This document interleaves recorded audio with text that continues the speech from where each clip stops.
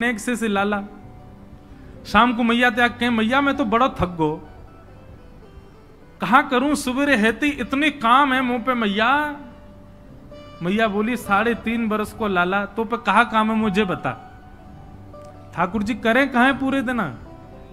अभी ठाकुर जी ने चोरी शुरू नहीं करी है, ये उससे पहले की कथा है।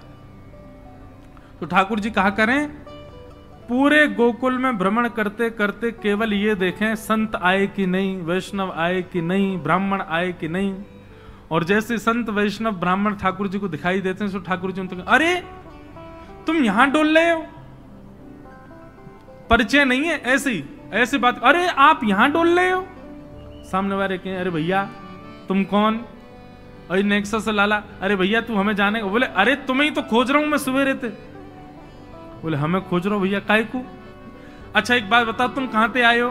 बोले हम तो अयोध्या से आए हैं। बोले अयोध्या से आए हो, तुमने कछु सुबह रहते पाए हो? बोले ना कछु ना पायो, यही मारे तो मैं डोल रहा हूं। यशोदा मैया तुम्हारी बात निहार रही है, 56 भोग बनाए माने, चलो जल्दी नंद भवन पहुंच जाओ। बोले यशोदा मैया हमारी बात निहार रही? बोले हम बे सुबह अब जल्दी करो मां, सब संतन को भोजन है, रहो जल्दी पहुंच जाओ।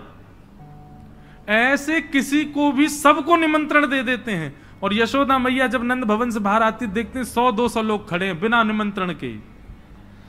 मैया कहें आप सब? बोले मैया आप सुबह से बाट निहार रही हो हमारी, लाओ थाली लगाओ 56 भोग कराओ।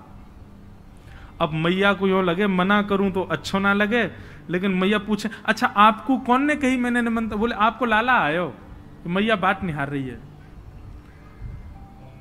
यशोदा मैया पवा तो देती है सबको, फिर शाम को लाला के अरे लाला ए तू कौन कौन ने निमंत्रण दिया वे? यशोदा मैया बात निहार रही है, पहुंच जाओ सबरे मां भोजन कर लो। आज तो 200 लोग आए मेरे यहाँ। अरे ठीक है हमारी रसोई घर बड़ो है, हमारे यहाँ 9 लाख गैया है, ठाकुर जी कृपा सब व्यवस्था है, मोए खवावे में कोई चिंता ना है, मैं तो खूब पवाऊं, लेकिन मोए बता तो देकर कौन को निमंत्रण दे रहे हो? तू कोई को भी निमंत्रण दे दे। मैया तू ना जाने?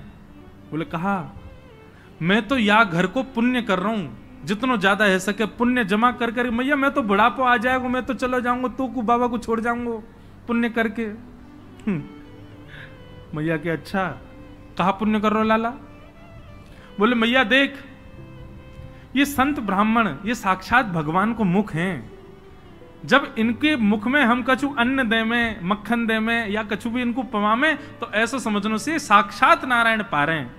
मैया देख कल 100 आए नारायण, आज 200 नारायण तेरे घर आए पावे, मैं तो ये पुण्य करवाऊं। और मैया दूसरी बात सुनेगी? बोले हाँ मारेगी तो ना मुझे? बोले ना मारूंगी बता। बोले तू बड़ी मोटी है गई मैया, मुंह को यूं लगे पूरे दिन लगी रहेगी तो तेरो ने वजन कम है जाएगा। अरे मेरी ब्याह तक ने छरेरी सी है जाएगी, या हमारे तू लगी रहे रसोई में या हमारे ऐसा को। मैया भागे पीछे, ठाकुर जी चौकड़ी मार के भागे। ऐसा ऐसा उधम मचा में ठाकुर जी द्विज ब्राह्मण संत वैष्णवों को जा जा करके बिना निमंत्रण के निमंत्रित कर देते हैं। सब नंद भवन आ जाओ, आज सबन को भंडारो है। कंटकेभ्य नंद बाबा रोज अपने ठाकुर जी की सेवा करते हैं। और महाराज वर्णन ऐसा करें हमारे ब्रजवासी, बोले नंद बाबा की सेवा में शालिग्राम भगवान है। नंद बाबा शालिग्राम की सेवा करें और सेवा करके शालिग्राम भगवान को टांड समझते हैं। टांड आप लोग जानते हैं कि नहीं पता नहीं, अब घरों में नहीं होती, पुराने घरों में टांड होती थी। टांड बोलते हैं एक घर के कमरे में ऊपर एक छज्जा सा बनवा देते थे, उसमें सारा स्टोर रखा जाता, सब जरूरी सामान। नंद बाबा क्या करते हैं, पंचामृत से अभिषेक करा करके ठाकुर जी को शुद्ध जल से अभिषेक करके इत्र वित्र लगा के तिलक फोटा चुपका के बढ़िया आरती करके और फिर शालिग्राम भगवान को टांड पे धरते हैं ऊपर। बोले क्यों? बोले कन्हैया को ये गुलाब जामुन लगे और गुलाब जामुन समझ के कन्हैया मुंह में धर ले। शालिग्राम भगवान ने कन्हैया को यूं लगे बोले कि ये रोज रोज जय जय जो है का है, ये शालिग्राम जो है का है। हमारे पिताजी पूज्य पिताजी की कथा में सुनाते हैं, बोले एक बार नंद बाबा ठाकुर जी की सेवा कर रहे, इतने में ठाकुर जी बगल में आके बैठ गए। देखो कितनी सुंदर ठाकुर जी की सेवा कर रहे हैं, ठाकुर जी बगल में बैठे हैं। नन्हे से गोपाल जी आके बैठ गए। अब नंद बाबा को तो बढ़िया लगो, लाला भी सेवा सीखेगो, बैठ जा लाला यहाँ पे। ठाकुर जी बैठ गए। नंद बाबा ने पहले दूध से स्नान करायो, फिर दही से स्नान करायो, फिर घी से स्नान करायो, शहद से स्नान करायो। जैसी शहद पड़ो शालिग्राम भगवान पे, सोई ठाकुर जी के लार निकल आई यहाँ थे। ओहो कितना सौभाग्यशाली है जे। मैं हूं मैया ते कहूंगा, मैया तू मोको पानी ते मत नवाए करवा, पानी में कुछ स्वाद ही ना होवे, शहद ते नवाए कर, नहाते नहाते खाऊ ले करूंगा बीच में। अच्छा एक बात बताऊं, ये पंचामृत अभिषेक ठाकुर जी को प्रिय क्यों है? क्योंकि ठाकुर जी का स्नान भी हो जाता, पेट भी भर जाता, बीच बीच में जीभ निकाल के खाऊ जाए ठाकुर जी इसलिए ठाकुर जी का पंचामृत अभिषेक होता है ये, और ये वास्तविकता है। अब जब ऊपर से सब पड़ता है, पहले दूध फिर घी दही शहद आदि सब ऊपर से पड़ता है, तो मुख पे होकर के आता है, तो जब यहाँ आवे so next so Thakur ji मुंह खोल के जीभ निकाल लें, बीच बीच में स्वाद भी लेते रहे। या हमारे पंचामृत अभिषेक ठाकुर जी को बड़ो प्रिय है, क्योंकि ठाकुर जी को स्वाद भी आ जाए और स्नान भी आ जाए। एक पंथ दो काज।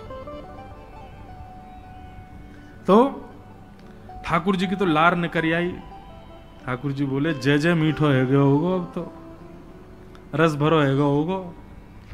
और फिर शहद लगे को छुड़ावे के लिए एक बात हम निवेदन करें, सेवा में एक चीज करो भैया, ये सफेद चीनी मत चढ़ाया करो कभी ठाकुर जी पे। ठाकुर जी के अंग पे लग जाती होगी, उस पर भी फिर ऊपर से आप हाथ ऐसे घुमा देते हैं, शंकर जी पे हो, शालिग्राम जी पे हो, ठाकुर जी पे हो। इससे बढ़िया बूरा लाओ, शक्कर लाओ, और चीनी अगर चीनी ही अगर उसको भी पीस लो, वो ऐसी तो हो कि ठाकुर जी के अंग पर लगे ना, तब डालो। शक्कर से स्नान कराए और ठाकुर जी तो बस मुंह में पानी आ गया, बोले जय जय मीठो है गयो अब तो। नंद बाबा ने बढ़िया ठाकुर जी को श्रृंगार आदि करके और महाराज ठाकुर जी को तुलसी पधरा के चंदन वंदन लगा के, और नंद बाबा अपनी माला झोली में हाथ दे करके और जाप करने लगे। पूज्य पिताजी महाराज कहे नंद बाबा मुंह पे एक कपड़ा और डाल लें, मुख पर कपड़ा डाल के जप करने से मन एकाग्र होता है, यह भी एक साधना का एक नियम है। नंद बाबा जाप करने लगे। इतने में ठाकुर जी ने देखी बाबा तो जाप में चलोगो, अब कहां जाएगो जय जय बच के। सोई ठाकुर जी धीरे से गए और चौकी पे धरे शालिग्राम भगवान उठाए और मुंह में धर के बैठ गए। और जैसे कोई पान चूसता है, ऐसे ठाकुर जी यहां से चूस रहे हैं मुंह में धर के शालिग्राम जी को, और बैठ गए नंद बाबा के बगल में, आंख बंद करके। इनको ध्यान चल रहा है, बोले अभी जय जय बाहर बाहर ते चूस रहा हूं, नेक देर में अंदर की मिठास आवेगी, शहद भीतर तक चलोगो, निकर नहीं रहो, और जोर जोर से चूस रहे हैं। इतने में बाबा की माला पूरी है। जैसे ही बाबा की माला पूरी भई, बाबा ने नेत्रन से लगा के माला और अपनो कपड़ा हटायो। जय हो मेरे साले जय जय कहां चले गए? अब तो ढूंढे, पुष्प उष्प उठा के सब देखी, ठाकुर जी यही ना वहां पे। अरे यशोदा, ठाकुर जी कहां चले गए? बगल में छोटे भगत जी बैठे हैं, वो बिल्कुल महाराज ध्यान करके बैठे हैं, या तरफ शालिग्राम जी दबा रखे हैं। लाला जी कहा है तेरे मुंह में? बोले कहा है, जल्दी दिखा। नंद बाबा ने एक गुलचा बना करके जैसे ही मुंह में दियो, महाराज सोई शालिग्राम जी बाहर आ गए। नंद बाबा तो लिए उनको सिर से लगा में, रोते रोते गए, अरे यशोदा देख आज कहा भयो? बोले कहा भयो? बोले तेरो लाला उद्यमी है, हमारो लाला उद्यमी है, ये बात तो मैं स्वीकार कर चुका हूं, लेकिन इतना बड़ा उद्यमी? यशोदा मैया बोली भयो का?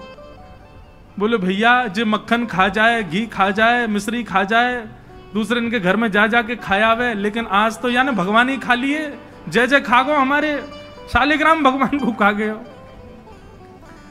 यशोदा मैया बोली वो तुमने शहद से स्नान कराए तो वह लगी होगी, मीठो है गो, जय जय खा जाओ। ठाकुर जी दूर खड़े हैं। वाह दिन से नंद बाबा को नियम है स्नान ध्यान करके ठाकुर जी को टांड पे धर के जाएं कि लाला के हाथ नहीं पड़ जाए कहीं, नहीं तो जय जय खा जाएगा। ऐसी ठाकुर जी की मधुर लीला, इतनी भाव में लीला ठाकुर जी की चल रही है कि सब रीझ जाते हैं। बंधुओं, कभी कभी तो इन लीला को सुन करके, कह करके और अनुभव करके तो नेत्र सजल हो जाते हैं। ये परब्रह्म परमात्मा प्रेम के पूर्ण स्वरूप बन के आए। आहा, वर्णन करते हैं ठाकुर जी ने चोरी का मन बनाया। क्यों? बंधुओं, भगवान के काल में कंस राजा ने ब्रजवासियों के ऊपर कर लगाया था, टैक्स। और क्या टैक्स था कि आप सब लोग अपने घर में गैयाओं को पालो, सारा खर्चा स्वयं करो, और जितना दूध घी दही होगा उसका 70-80% सब मथुरा जाकर के कर के रूप में जमा करना पड़ेगा। मथुरा के लोगों को और बड़े बड़े शहर के लोगों को गैया पालनी नहीं पड़ती थी, ब्रजवासी पालन करके सारा दूध घी दही देते थे। फिर कंस के लोग जो थे वो उसको बेचते थे, उससे धन कमाता था कंस।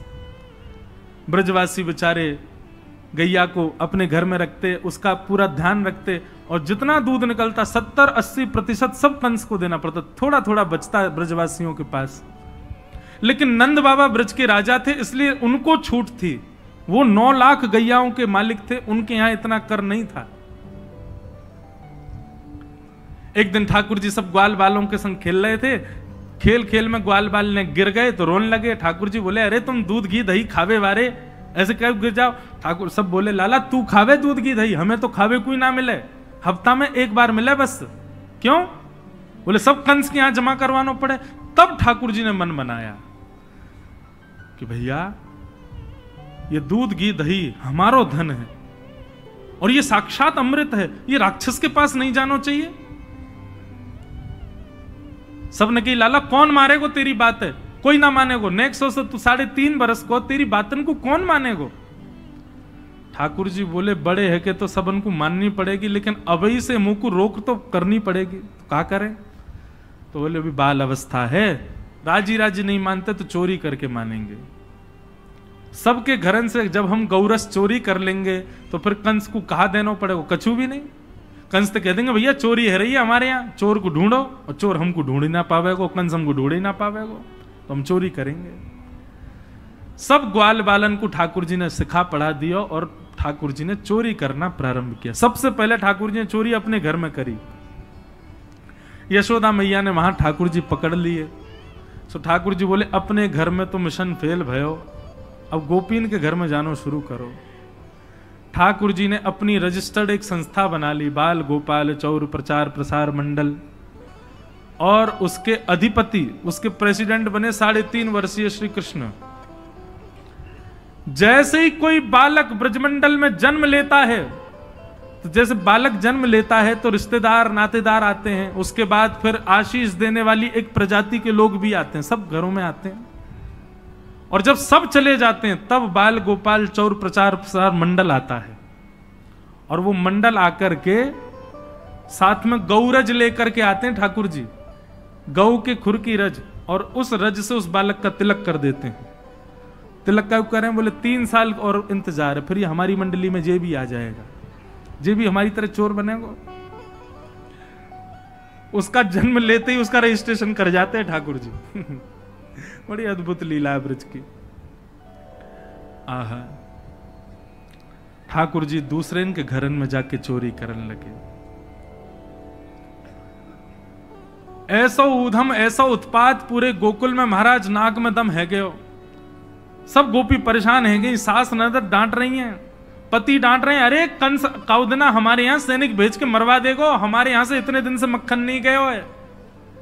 गोपियां सब चिंतित भी होती हैं, लेकिन सबको अच्छा भी लगता है, कन्हैया आके चोरी करते हैं। तभी उन गोपियों में एक गोपी थी, उसका नाम था प्रभावती। प्रभावती गोपी एक दिन सब गोपियों से बैठ करके चर्चा, सब गोपियां कह रही थी, मेरे घर की तो ऐसे कर गो, मेरे यहां तो ऐसी मटकी फोड़ गयो, मेरे यहां ऐसा माखन चुरा गयो। प्रभावती व्यंग में हंसने लगी, हंस करके बोली, आज तक मेरे यहां दृष्टि भी नहीं डाली उस कन्हैया ने। अरे तेरो घर कैसे बच गयो? बोले, अरे कन्हैया को अपने प्राण प्यारे होंगे तो मेरे घर के आसपास भी नहीं आवेगो। वो जाने ना है मेरो नाम प्रभावती है। अब ये बात गोपी कह रही थी सब सखियों से, इतने में ही वहीं एक बालक था, वो ठाकुर जी का मित्र था। वो ठाकुर जी के पास दौड़ो दौड़ो गए, वो लाला एक गोपी है प्रभावती वाने यूं कहिए, लाला को अपने प्राण प्यारे होंगे तो आवेगो मेरे यहां चोरी करवे, मेरे यहां आई ना सके, प्राण प्यारे यही मारे ना आवे। ठाकुर जी बोले हमको चुनौती दे रही है? बोले हम बे लाला तू को चुनौती दे रही है? बोले अगलो धावो यही के घर मारनो है। सबसे पहले तो ठाकुर जी ने प्रभावती के देवर को अपना सखा बनाया। देवर कितना बड़ा, वो भी छोटा सा ही था। ठाकुर जी ने उसको अपना सखा बनाया। सखा बना करके उसको बेला फुसला करके बढ़िया उसको बढ़िया मक्खन वक्खन खवा के अपने पक्ष में कर लिया। ठाकुर जी बोले ए सुन, तेरी भाभी प्रभावती एक दिन चुनौती दे रही कि कन्हैया मेरे यहां चोरी करके दिखाए। प्रभावती का देवर बोलो लाला बता कहा करनो? बोले जा देना तेरी भाभी बढ़िया वारो मक्खन निकारे, बस तू संकेत कर दियो, और जब वो जमुना जल भरवे जावे घर में कोई नहीं हो वही समय हमारा आक्रमण होगो। ठीक है। प्रभावती ने एक दिन बढ़िया मक्खन निकारो और महाराज मक्खन निकाल करके छींके पे टांगो, और वो बालक ने देख लिया, दौड़ करके ठाकुर जी के पास बोले आज भाभी ने मक्खन निकालो, आज ही चलो लाला। बोला हाँ आज चलेंगे। प्रभावती यमुना जल भरने के लिए गई। ठाकुर जी उसके यहां प्रवेश कर गए, और प्रवेश करके महाराज चार के ऊपर तीन के ऊपर दो के सबसे ऊपर ठाकुर जी, और ठाकुर जी लेकर के बढ़िया मक्खन खाने लगे। मक्खन दूसरे इनको पवाने लगे कि मरकान भोक्षण विभजति सचेन नात्रिभांडम भिनत्ति। स्वयं पाते हैं, ग्वाल बालों को पवाते हैं, और जब सब पा लेते हैं तो फिर मरकान भोक्षण संग में बंदर और चलते हैं उनको भी पवाते हैं। लेकिन प्रभावती के यहां इतना मक्खन था, ठाकुर जी का भी पेट भर गया, ग्वाल बालों का भी भर गया, और सब बंदरों का भी पेट भर गया, लेकिन मक्खन अभी पूरा नहीं हुआ, खत्म नहीं हुआ। ग्वाल बाल बोले लाला मक्खन तो अभी बहुत सारो बच गो।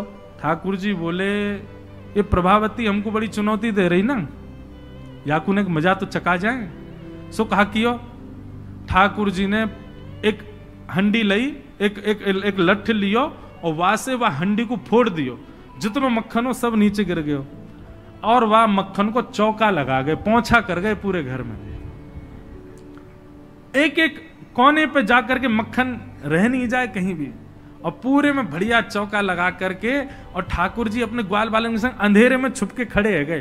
बोले देखियो अब मजो आवेगा, प्रभावती आवेगी।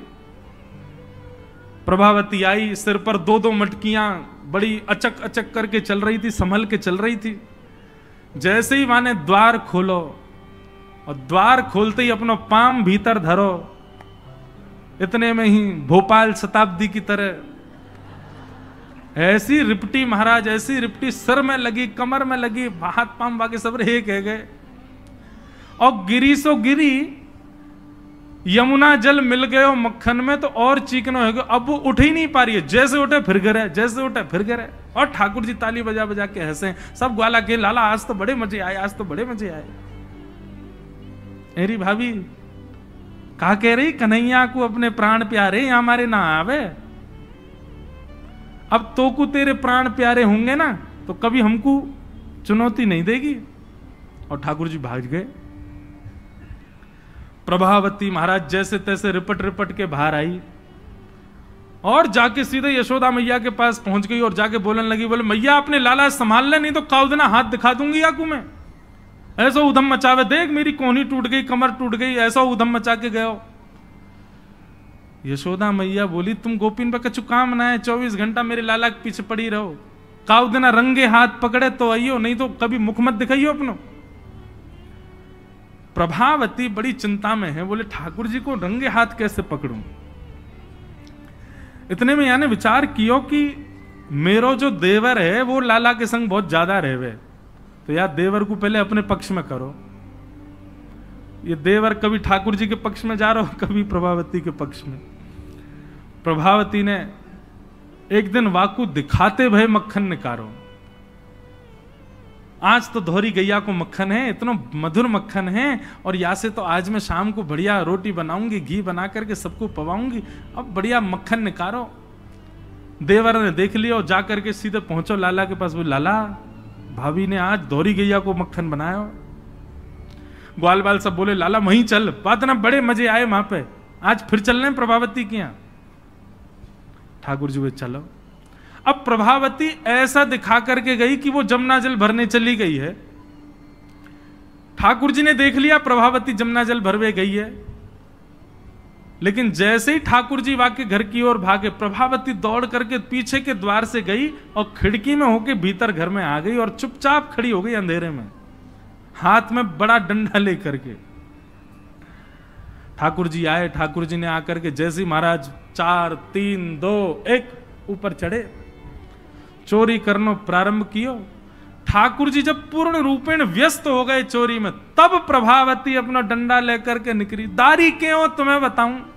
और जैसी प्रभावती आई, महाराज नीचे वाले सबसे पहले भागे, और नीचे वाले भागे तो ऊपर वाले सब गिर गए, ठाकुर जी लटक गए ऊपर। अब बाकी के सब तो वहां से भाज गए, ठाकुर जी रह गए। अब नीचे प्रभावती खड़ी है, आजा लाला, तो बताऊं मैं, प्राण प्यारे, देख देख देख प्रभावती तू सही ना कर रही है, तू जाने ना है मैं जय जय हूं। बोले तेरी जय जय तो मैं निकारूंगी, नीचे आ पहले तू। जैसे तैसे करके ठाकुर जी नीचे उतरे।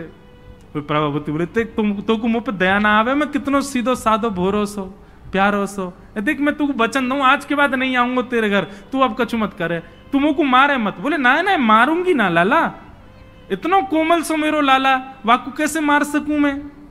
ठाकुर जी बोले हाँ जी तो मैं मुंह मारी हूं मत।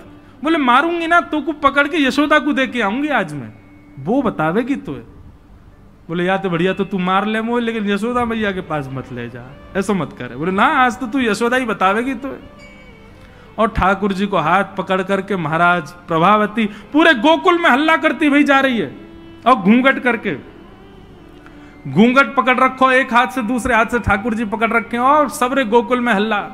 देख लो रे सबरे गोकुल वासियों, जे नंद जी को लाला, यशोदा मैया को छोरा, ये घर घर जाके चोरी करे, यशोदा मैया कह रही रंगे हाथ पकड़ो तो बताइयो, आज पकड़ लियो या को ठिकाने लगाऊंगी मैं। ठाकुर जी बोले ये तो भैया बड़ी निंदा है रही हमारी। इतने में ही ठाकुर जी बोले ए प्रभावती, कहा बात है। बोले देखते हैं ना इतनी जोर से मेरो हाथ पकड़ रखो, मेरो हाथ नीलो पड़ गयो, रक्त पूरा रुक गयो है, तू इतनी जोर से मत पकड़े, तू एक काम कर मेरो जे हाथ छोड़ दे दूसरा हाथ पकड़ ले। प्रभावती बोले नहीं तू भाग जाएगा, तेरी सौगंध खा के कह रहा हूं मैं नहीं भागूंगा, तू मेरो एक हाथ छोड़ दूसरा पकड़ ले। प्रभावती चलती जा रही है, और चलते चलते माने 3.5 वर्ष के छोटे से ठाकुर जी चलते चलते माने जैसी मन बनायो कि हाथ दूसरा लाऊं, ठाकुर जी ने पीछे चल रहे ग्वाल बालन में प्रभावती के देवर को इशारा क्यों यहां पे आ, वो ठाकुर जी की उम्र को ही है। ठाकुर जी ने वाको हाथ पकड़ लिया। प्रभावती अब देख तू मेरा दूसरा हाथ पकड़ जल्दी कर। प्रभावती चलते चलते बोली ला दूसरा हाथ दे। दूसरे हाथ के चक्कर में ठाकुर जी ने वाके देवर को हाथ पकड़ा दिया, और पकड़ा करके ठाकुर जी गली मोहल्ला कुचेन में कूदते भय सीधे नंद भवन पहुंच गए, और हाथ पाम धो के सीधे यशोदा मैया की गोद में। मैया इस सबरी गोपी मेरे पीछे काहे को पड़ी रहे,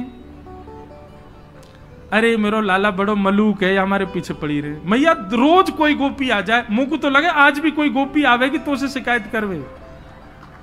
मैया बोली आन देदारी के मैं बताऊंगी। हाँ मैया तू मुंह को अपना दूध पे बांधे। और ठाकुर जी तो इतने लाड़ प्यार में आ गए, मैया गोद में बैठ के दूध पीने लगे। इतने में ही प्रभावती आई, देख यशोदा मैया तू कह रही कि अपने लाला को रंगे हाथ पकड़ के लाई, आज देख तेरा लाला पकड़ के लाई हूं मैं। ठाकुर जी बोले देख ले मैया मैं तो कह रहा हूं ना कोई गोपी आ रही हो, आ गई। मैया तू एक काम कर दे। बोले कहा मैं तू और बाबा हम तीनों कहीं और ही चले जाएं, ये गोपी हमको जीन ना दे रही हैं, इनको यूं लगे कि तेरो लाला इतना सुंदर काहिकू है, ये चिढ़ के मारे आ जाए रोज। मैया बोली लाला तू पीछे खड़ो रहे यार, गोपी तो मैं देख के आऊं। मैया नीचे गई, कहा बात है क्यों चिल्ला रही है घूंघट में, देख तेरो लाला आज रंगे हाथ पकड़ो मैंने। मैंने तो याकू कुछ नहीं कही है, लेकिन तेरे हवाले छोड़ के जा रही हूं। मैया यार सबक सिखाइयो आज। मैया बोली कौन है? बोले तेरो लाला। बोले देख तो सही कौन है। प्रभावती ने घूंघट उठा के देखो तो वही के देवर को हाथ। प्रभावती बंदर तू कहां से आयो? भाज गयो। अब तो यशोदा मैया ने खूब सुनाई। बोले नहीं नहीं मैया मैंने तुम्हारे लाला ही पकड़ो। बोले तू झूठ बोले, मेरो लाला तो अभी दूध पी रहा मेरी गोदी में बैठ के। कन्हैया। इतने में ठाकुर जी आए भी तो हाँ मैया कहा कर रहे हो तू? मैया मैं तो तेरी गोद में बैठो दूध पी रहा। मैया ये सबरी गोपी मेरे पीछे पड़ी रही, मैं कहा बताऊं, इन लोगन की तो ऐसी आदत है गई है। और ये प्रभावती तो सबसे ज्यादा। मैया ने खूब डांटी। प्रभावती बोले ये हुआ कैसे? प्रभावती बोले अच्छा मैया क्षमा कर दो मैं जाऊं। प्रभावती चली गई। ठाकुर जी बोले मैया मैं 2 मिनट में आऊं, अभी सखांत में ले आऊं।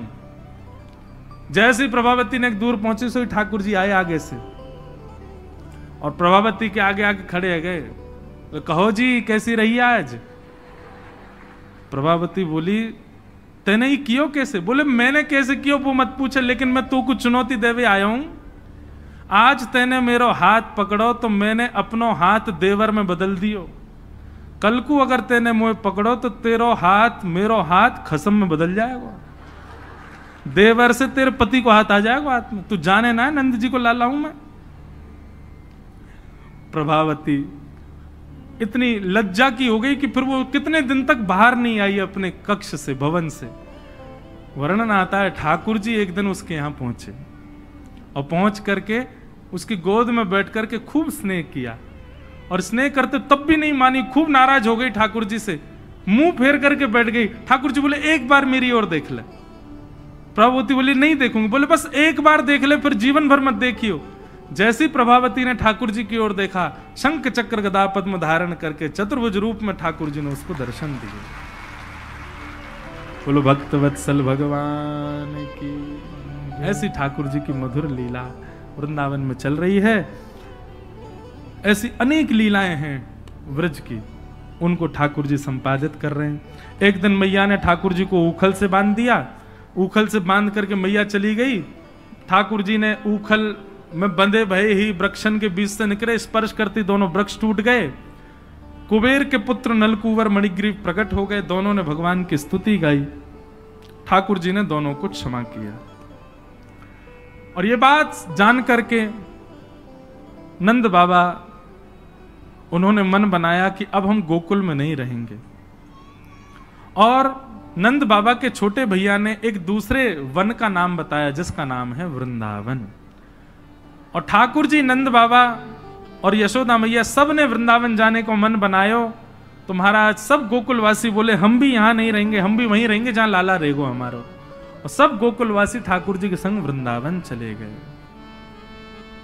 आहा, ऐसा सुंदर प्यारो वृंदावन है।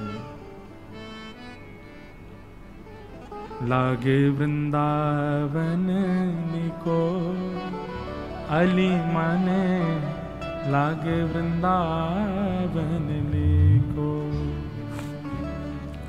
लागे वृंदावन निको अली माने, लागे वृंदावन निको लागे। लागे वृंदावन निको अली माने, लागे वृंदावन निको लागे। लागे वृंदावन निको अली माने, लागे वृंदावन निको। लागे वृंदावन निको अली माने, लागे वृंदावन निको। ओ घर घर तुलसी ठाकुर सेवा, घर घर तुलसी ठाकुर सेवा। घर घर तुलसी ठाकुर सेवा, घर घर तुलसी ठाकुर सेवा। दर्शन गो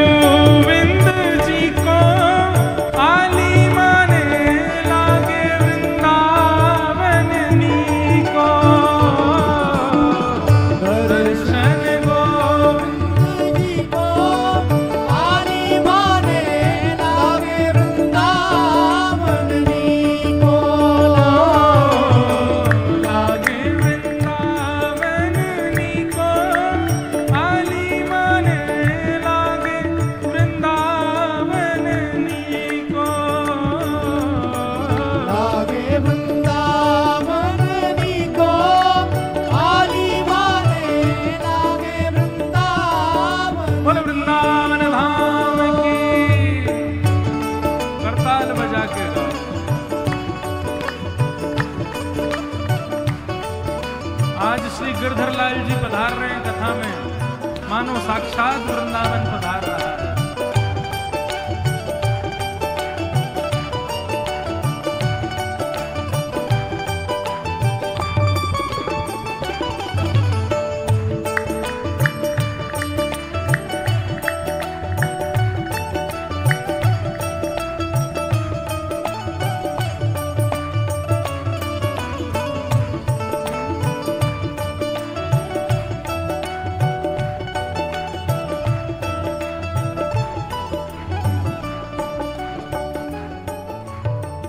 रतन सिंहासन आप विराजे, रतन सिंहासन आप विराजो, रतन सिंहासन आप विराजे, रतन सिंहासन आप विराजे। कैसे?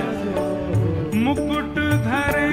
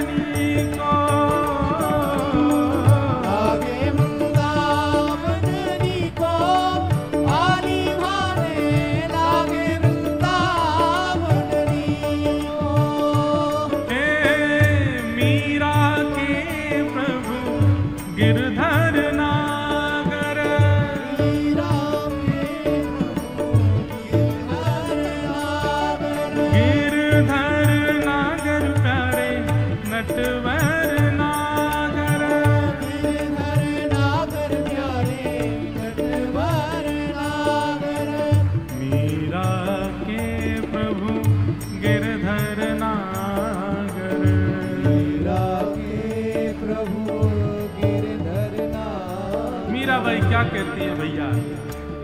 ओ भजन बिना नर फीको, वाली माने लागे वृंदावन नीको। भजन बिना नर फीको, वाली माने लागे वृंदावन नीको। लागे वृंदावन नीको,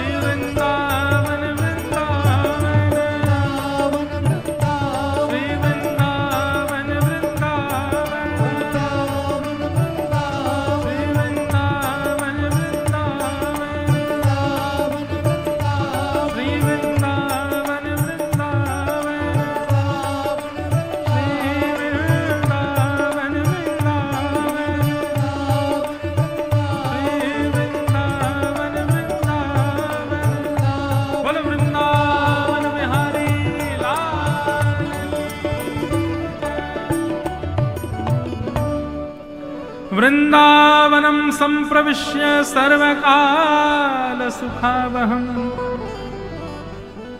सबको बहुत सुख मिला वृंदावन आकर के। ठाकुर जी अत्यंत प्रसन्न हो गए वृंदावन आकर के। क्यों भैया? वृंदावन ब्रह्मा जी ने नहीं बनाया है, वृंदावन इस पृथ्वी का अंग नहीं है। श्यामा हृदय कमल सो प्रगटो। हम वृंदावन रसामृत पद में क्या गाते हैं किशोरी जी के हृदय से वृंदावन प्रकट हुआ है। और जब किशोरी जी के हृदय से प्रकट हुआ तो श्याम हृदय को भाई वृंदावन प्यारो वृंदावन। वृंदावन वहां का एक एक कण स्वयं श्री जी ने अपने हाथ से रखा है। वृंदावन सामान्य भूमि नहीं है भैया।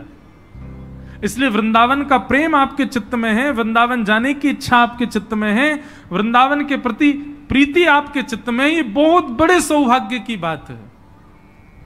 किशोरी जी की कृपा के बिना वृंदावन प्रिय नहीं लगता है। और अभी कोविड के बाद तो हमारी किशोरी जी इतनी दयालु हो गई हैं, पता नहीं इतनी ज्यादा रस भरी हो गई हैं, अब तो सबको वृंदावन से प्रेम हो गया। अब जिसको देखो उसको वृंदावन जाना है। मैं कह रहा हूं भले ही फोटो खिंचवाने जाना है, उसको वीडियो बनवाने जाना है, लेकिन जाना तो है ना वृंदावन। मैं खुद भी सोचता हूं कि वृंदावन जाओ तो उसके रस को समझ के जाओ, पर मन में एक भाव आता है किशोरी जी की कृपा के बिना वृंदावन नहीं आ सकता। तो अगर कोई व्यक्ति आधुनिक कार्यों के लिए ही वृंदावन जा रहा है तो वह भी तो किशोरी जी की कृपा से आ रहा है ना। इतना ही बहुत है कि आप वृंदावन से प्रेम कर तो रहे हो। लेकिन बंधुओं, एक आध बार का प्रेम वृंदावन से रहा जाए, ये इसमें फिर आप वंचित हो जाओगे। कम से कम वृंदावन जाओ तो उस वृंदावन को सदा अपने चित्त में लेकर के आओ, सदा आपके चित्त में रहे, हृदय में वृंदावन रहे। ठाकुर जी वृंदावन पधारे। भगवान ने वृंदावन आकर के सबसे पहले अघासुर का वध किया, और अघासुर का वध करने के पश्चात ठाकुर जी ने ब्रह्मा जी के मोह को दूर किया। ब्रह्मा जी को यह भगवान पर संशय होने लगा कि यह परब्रह्म नहीं है। क्यों? बोले एक दिन ठाकुर जी मधुमंगल के मुख पे लगी भाई कड़ी चाट गए। अब ठाकुर जी तो प्रेमी हैं, वो कोई विचार थोड़ी करें। मधुमंगल के मुंह पे कड़ी लग रही, सो ठाकुर जी बोले दारी के तेने मुंह कड़ी ना खवाई, छुप के खाया आयो। मधुमंगल बोलो लाला खट्टी कड़ी या हमारे में छुप के खा गए हो कि तुम माने ना है खाए बिना। ठाकुर जी बोले लेकिन मुंह तो फिर मिल गई। बोले कैसे? बोले तेरी मूछ बन नहीं है, तेरे मुंह पे छींटे पड़े, सुन चाटियो मत या यहाँ पे आ। और ठाकुर जी ने उसका मुख पकड़ा और अपनी जीभ निकाल के वहां पूरे मुंह चाट गए। मधुमंगल के तो प्रेमाश्रु गिरने लगे। लाला को हृदय, लाला तू इतना प्रेम मत करे कर, काउदना यदि दूर चलोगे तो तेरे वियोग में प्राण निकल जाएंगे हमारे। यहां तो ऐसा प्रेमास्पद रूप ठाकुर जी प्रकट कर रहे थे, पर ब्रह्मा जी को लगा राम राम राम राम, ये परब्रह्म है, ये भगवान है, ये परमात्मा है। एक पद आता है, अष्टसखा गाते हैं, आज दधि मीठो मदन गोपाल। एक दिन ठाकुर जी हंडी गोद में रख के और सब ग्वालों को अपने हाथ से दही खवा रहे थे। ग्वाल बाल सब कहने लगे, बोले लाला हम पे पात्र तो है ना। बोले पतुआ लिया, पतुआ माने पत्ता, पत्ता ले ले करके सब ग्वाल बाल वही में पा रहे हैं, ले ले करके। अब महाराज वहां वर्णन आता है, ऐसो दही हम कबहू ना चाखो। सब ग्वाल बाल कह रहे हैं ऐसो दही हमने अपने जीवन में कभी खाया ही नहीं है। क्यों? बोले ठाकुर जी दही दे रहे हैं, जब तक दूसरा ग्वाला आवे तब तक हाथ में लगी दही को ठाकुर जी स्वयं चाट जाएं, फिर दही निकाल के फिर दे दें। मतलब ठाकुर जी के अधरामृत से मिली भई दही है, या हमारी मीठी लग रही है। सबन को बांट दियो तो 2-4 ग्वाला रह गए पीछे, उनको दही नहीं मिलो। ठाकुर जी से कहने लगे, बोले लाला हमें तो दही मिलो ही ना, अब हम क्या करें? सो ठाकुर जी वहां पद में वर्णन आता है, ठाकुर जी बोले तुम चिंता मत करो। बोले तो क्या करें? बोले जो नहीं पायो सुनो मेरे भैया, जिनको दही नहीं मिलो वो ध्यान से सुनो। बोले कहा? बोले मेरी हथेली चाट लो, एक उंगली तू चाट ले, दूसरी उंगली तू चाट ले, अंगूठा तू चाट ले, और कौन रहेगा? बोले तू यह चाट ले। एक बोला मैं रह गया, बोले तू यह चाट ले। दो चार है, उनने अपने पत्ता फेंक, बोले हम रह गए, बोले तुम यहां तक चाट ले। अब हंडी में हाथ दे दे कि यहां तक पूरे दही में सन गए। ठाकुर जी बोले लो जाकू जहां ते मिले मेरे हाथ से दही है चाट ले। अब ठाकुर जी अपना हाथ चटवा रहे हैं, और ग्वाला सब अपने मुख से जीव निकाल निकाल के चाट रहे हैं। ब्रह्मा जी को लगा ये परब्रह्म है, ये परमात्मा है, हो ही नहीं सकता, ये जरूर कोई भैलूपिया है, हम देवताओं को पागल बना रहा है भगवान बन करके, और मैं इसकी परीक्षा लूंगा। बंधुओं, प्रेम में सब जाहिर है। प्रेम में परमात्मा अपनी प्रभुता भूल करके, अपने नियमों को भूल करके, एक बात बताऊं, मैं एक बात कथाओं में कहा करता हूं, ठाकुर जी इतने नियम में क्यों रहते हैं? भगवान को देखो, गर्भगृह में रहते हैं, गिने चुने व्यक्ति ही उनको छू सकते हैं, हर कोई उनका स्पर्श नहीं कर सकता। सुबह 4 बजे उठना है तो उठना है, पूरी दुनिया 4 बजे उठने का मन बनाती है, पर 4:30-5 से पहले कोई नहीं उठता। पर ठाकुर जी हजारों वर्षों से सारे मंदिरों में जो नियम उठने का, उसी पे ही उठते हैं ठाकुर जी। उसी नियम से भोजन, उसी नियम से शयन, इतने नियम, पूरे विश्व को मुक्त करने वाले भगवान स्वयं इतने बंधन में रहते हैं। मेरे मन में एक बात आती है कि ठाकुर जी बंधनों में इसलिए हैं, नियमों में इसलिए हैं, हमको और आपको चुनौती दे रहे हैं। बोले तुम्हारे अंदर प्रेम की सामर्थ्य हो तो मेरा नियम तोड़वा के दिखाओ, तुम में सामर्थ्य हो तो मेरे नियम को तोड़ के दिखाओ। नियम बनता ही तोड़ने के लिए बंधुओं, लेकिन उसको हट नहीं तोड़वा सकता, उसको जिद नहीं तोड़वा सकती, नियम को केवल प्रेम तोड़वाता है। कोई व्यक्ति कितना भी नियम में हो, लेकिन अत्यंत प्रेमी आ जाए तो वो अपना नियम तोड़ देता है।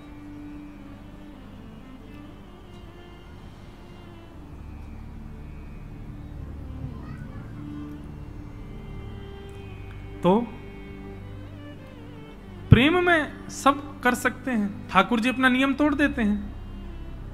लेकिन ब्रह्मा को संशय हुआ और ब्रह्मा ने आकर के अवकाश देखा, ठाकुर जी कहीं और थे, ग्वाल बाल कहीं और थे, ग्वाल बालों को हरण करके ब्रह्मा जी ले गए। भगवान ने जब देखा कि ग्वाल बाल नहीं है तो पहले ठाकुर जी रोए, कहां चले गए सब। उसके बाद ठाकुर जी ने अपने अंदर से ही ग्वाल बाल प्रकट कर लिए और 1 वर्ष तक भगवान ही ग्वाल बालों के रूप में विचरण करते रहे। 1 वर्ष बाद ब्रह्मा जी देखने आए, देखूं तो सही बहलूपिया कृष्ण क्या कर रहा है। तो जितने ग्वाल बाल ऊपर ब्रह्मलोक में थे वो सब नीचे भी थे। ब्रह्मा जी समझ गए, बोले ओहो ये तो अपराध कर दिया मैंने, अब भगवान से मुझको क्षमा मांगनी चाहिए। क्षमा मांगने के लिए ब्रह्मा जी जैसे ही ग्वाल बालों को लेने के लिए ब्रह्मलोक गए, तो ब्रह्मा जी से पहले ब्रह्मा का रूप धारण करके भगवान चले गए ब्रह्मलोक और द्वारपालों से कह दिया आजकल नकली ब्रह्मा बहुत घूम रहे हैं, दूसरा कोई आवे तो मार पीट के भगा देना उसको, हमसे आज्ञा लेने की भी आवश्यकता नहीं है, सीधे प्रहार कर देना। असली ब्रह्मा जब पहुंचे, द्वारपाल सीधे भागे पीछे उनके डंडा लेके, वो नकली ब्रह्मा भागे यहां से। ब्रह्मा जी बोले अरे मैं ही ब्रह्मा हूं, तुम जानते नहीं हो किसके पीछे भाग रहे हो? ए तुम चतुरानन हूं मैं। बोले तुम चतुरानन नहीं हो, तुम ब्रह्मा नहीं हो, ब्रह्मा तो भीतर बैठे। ब्रह्मा जी बोले भीतर बैठे मतलब? बोले हाँ अभी अभी आए थे, उन्होंने ही हमको बताया बहलूपिया घूम रहे हैं, तुम बहलूपिया हो। ब्रह्मा जी ने अंत में स्वीकार कर लिया कि हाँ मैं नकली हूं, पर मुझे असली का दर्शन करा दो, मैं उनके दर्शन करने आया हूं। जैसे ही ठाकुर जी के सन्मुख लेकर के ब्रह्मा को गए, तो ब्रह्मा के रूप में सबको दिख रहे थे भगवान, लेकिन स्वयं ब्रह्मा को ठाकुर जी साक्षात चतुर्भुज नारायण के रूप में दिखाई दे रहे थे ब्रह्मलोक में। ब्रह्मा जी ने जाकर के कान पकड़े, क्षमा कर दो भगवान, मुझसे गलती हो गई, अपराध हो गया। और ब्रह्मा जी ने यहां स्तुति गाई है, नो मिड्यते प्रभुपुषे टडिदंबराय गुंजावतम परिपिच्छल सन्मुखाय। कम से कम 3 दिन तक इस स्तुति पर चर्चा हो सकती है, इतनी सुंदर स्तुति है ब्रह्मा जी की। लेकिन ब्रह्मा जी की स्तुति में आपको क्या दिखेगा पता है?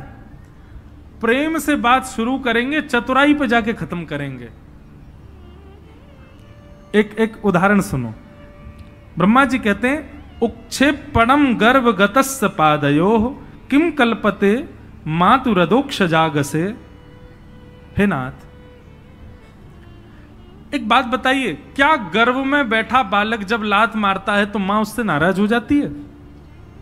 गर्भस्थ माता के गर्भ का बालक कभी अंदर कुछ किलोल करे, कभी हाथ पांव चलावे, तो क्या उसकी मैया उससे नाराज होती है? भगवान बोले नहीं, कभी नहीं होती। तो बोले नाथ, ये पूरा ब्रह्मांड आपके गर्भ में है और इस ब्रह्मांड का हर व्यक्ति आपका बालक है और मैं ब्रह्मा भी आपके गर्भ में ही हूं। यदि मुझसे थोड़ा सा अपराध हो गया तो आप मुझसे नाराज क्यों हो गए? चतुराई देखी, इसीलिए तो वो चतुरानन है। ब्रह्मा जी की वाणी सुनकर के भगवान बोले तुम्हारी शब्दावलियों में चतुराई बहुत है ब्रह्मा, लेकिन मैं तुमको क्षमा नहीं करूंगा। और भगवान ने ब्रह्मा जी को क्षमा किया ही नहीं, चले गए। ब्रह्मा जी रोते रहे। ठाकुर जी वापस आकर के लीला अपनी करने लगे। पौगंड लीला हुई। 6 वर्ष के ठाकुर जी हो गए। एक दिन धेनुकासुर का वध किया। उसके वध के पश्चात ठाकुर जी काली देह में कूद गए और वहां जाकर के कालिया नाग का मर्दन किया। सब ब्रजवासी आकर के रुदन करने लगे। भगवान ने तांडव नृत्य करके कालिया नाग के ऊपर दर्शन कराए। वेणु गीत की कथा आई। सुंदर वेणु वाद्य करते हुए जिस प्रकार गोपियों के साथ ठाकुर जी लीला करते हैं उसका वर्णन आया। तत्पश्चात मथुरा की गोपियों पर भगवान ने कृपा की और एक दिन ठाकुर जी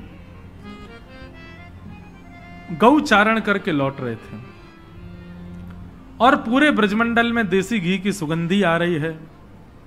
सब बढ़िया बढ़िया पकवान अपने अपने घरों में बना रहे हैं। ठाकुर जी ने जाके पूछी, भैया ये 56 भोग कौन के काजे बनने हैं? किसी ने उत्तर नहीं दिया तो ठाकुर जी नंद बाबा के पास गए। नंद बाबा ने जाकर के नंद बाबा ने लाला को बताई, पर्जन्यो भगवान इंद्रो मेघास्तस्यात्ममूर्तय। लाला, पर्जन्यो भगवान इंद्रो मेघास्तस्यात्ममूर्तय। ये पर्जन्य यानी कि इंद्र हमारे भगवान हैं। ये 56 भोग के दर्शन हो, मुंह में पानी नहीं आ जाए आपके। ये सबसे पहले ठाकुर जी का भोग लगेगा। अभी आप लोग ध्यान कथा की ओर ही रखो। अभी गिरधर लाल जी भी पधारेंगे, उनका मंगल दर्शन हो। आज ये आगे की तरफ इसलिए लगाई गई ताकि आपको सबको वहीं से ही लाल जी का दर्शन हो जाए।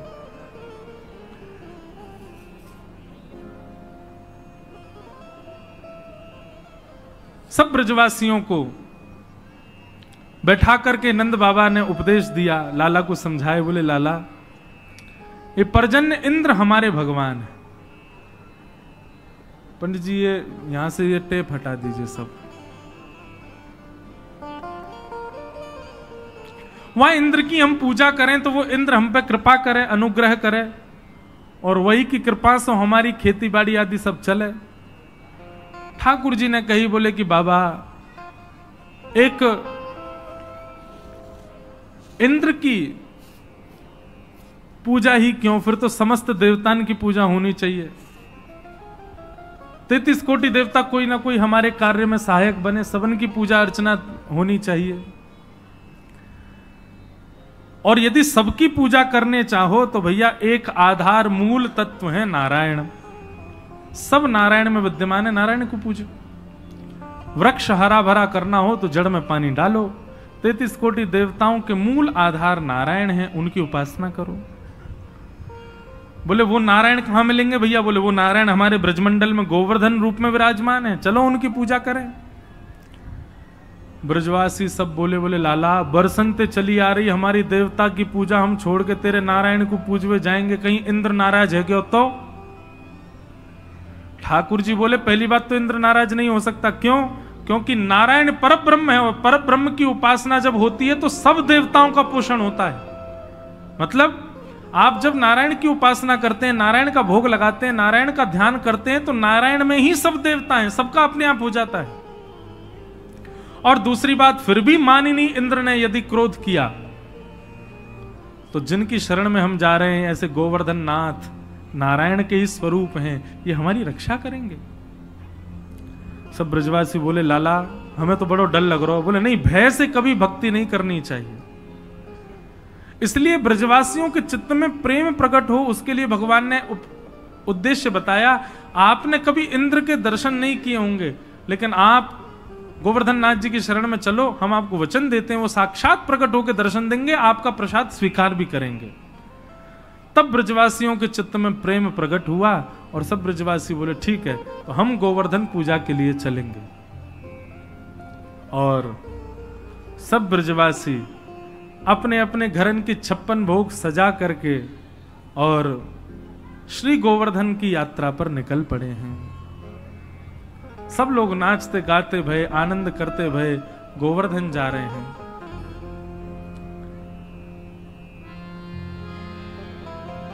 मैं तो गोवर्धन को जाऊं मेरी वीर, नाय माने मेरो मनुआ। मैं तो गोवर्धन को जाऊं मेरी वीर, नाय माने मेरो मनुआ।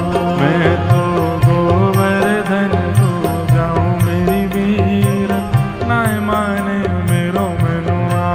मैं तो गोवर्धन को जाऊं मेरी वीर, नाय माने मेरो मनुआ। ओ नाय माने मेरो मनुआ, अजी नाय माने प्यारो कनुआ।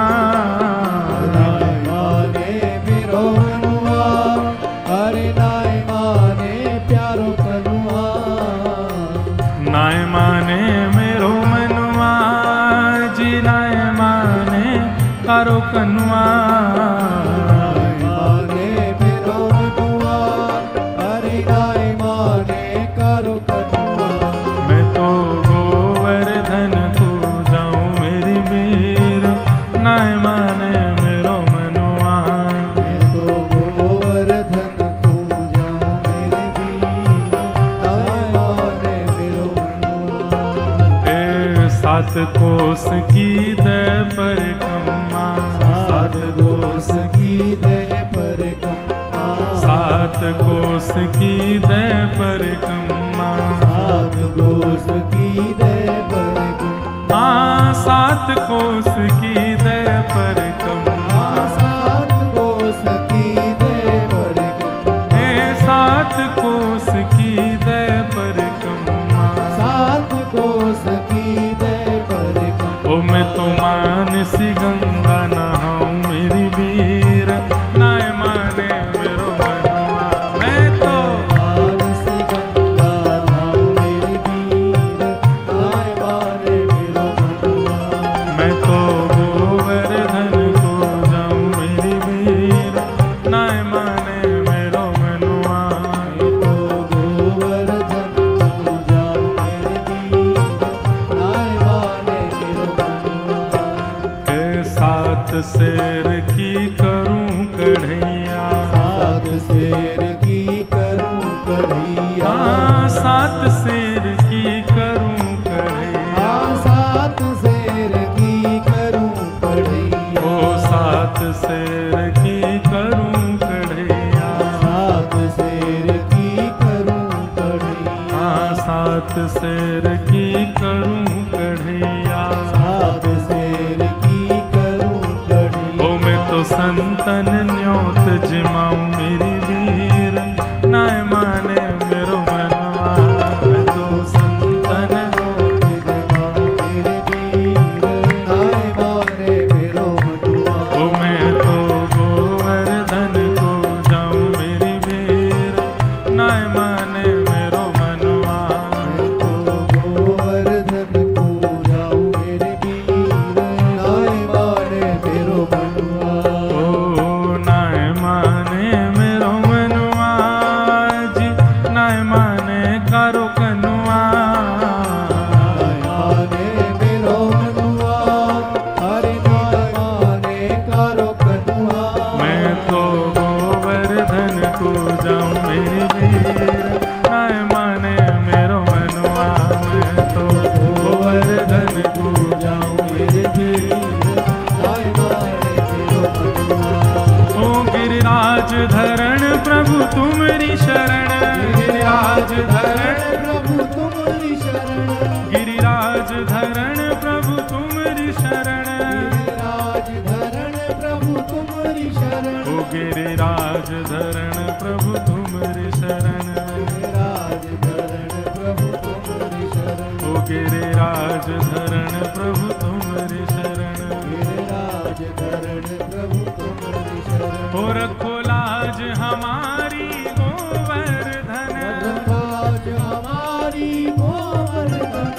रखो लाज हमारी गोवर्धन, रखो लाज हमारी गोवर्धन। ओ गिरिराज धरण प्रभु तुम्हारी शरण, गिरिराज धरण प्रभु तुम्हारी शरण, ओ गिरिराज धरण प्रभु तुम्हारी शरण, गिरिराज धरण। बोलो गिरिराज धरण की। सब ब्रजवासी अपने अपने 56 भोग लेकर के गोवर्धन पहुंचे। गिरिराज जी को जाकर के पूजन कियो, अभिषेक कियो, आनंद से खूब परिक्रमा लगाई। मन से गंगा प्रकट हुई, नाम पढ़ो मानसी गंगा। बोलो मानसी गंगा मैया की जय।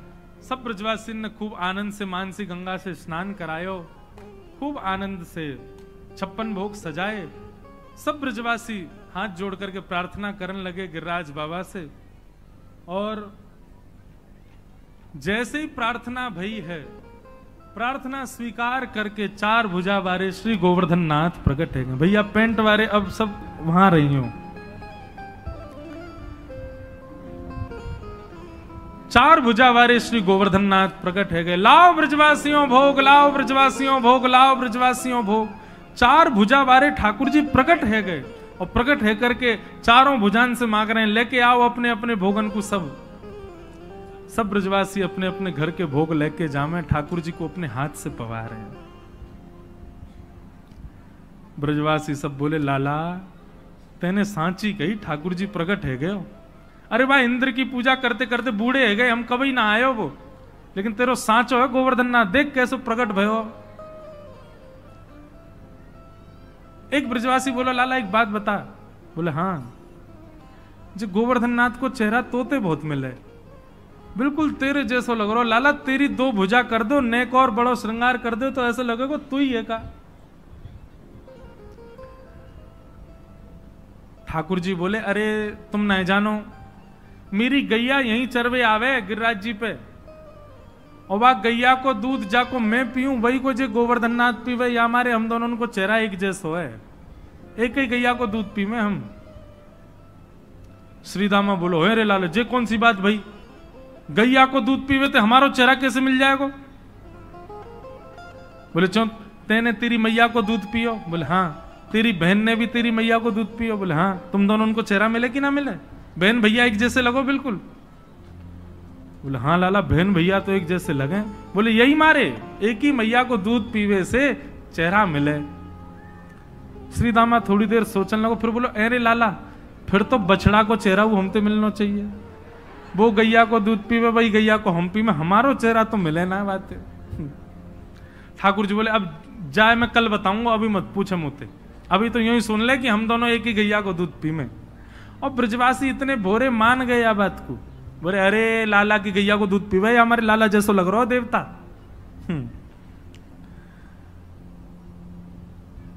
मधुमंगल बोलो लाला मुंह तो ऐसा लगे तेरो देवता बहुत दिना को भूखो दिखे, देखियो कैसे खा रहा है, इकत छोड़ेगा हमारे काजे। ठाकुर जी बोले ऐसे नहीं कहते, तेरे बा इंद्र ने एक चीज स्वीकार करी इतने दिना में, कम से कम जे पा तो रहे। सब ब्रजवासी बड़े आनंद में थे, वहीं नाच रहे हैं, वहीं गा रहे हैं, गिरिराज जी को भोग लगा रहे हैं और बड़े सुख में सब भर आए।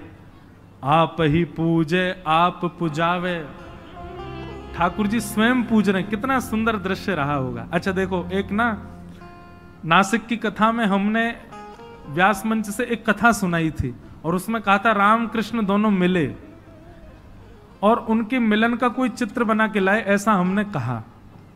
आप विश्वास माने अभी तक हमारे पास में 35 चित्र आ चुके हैं बन करके, और इतने सुंदर सुंदर बालकों ने चित्र बनाए, राम कृष्ण दोनों एक दूसरे गले में गलवैया हाथ डाल करके।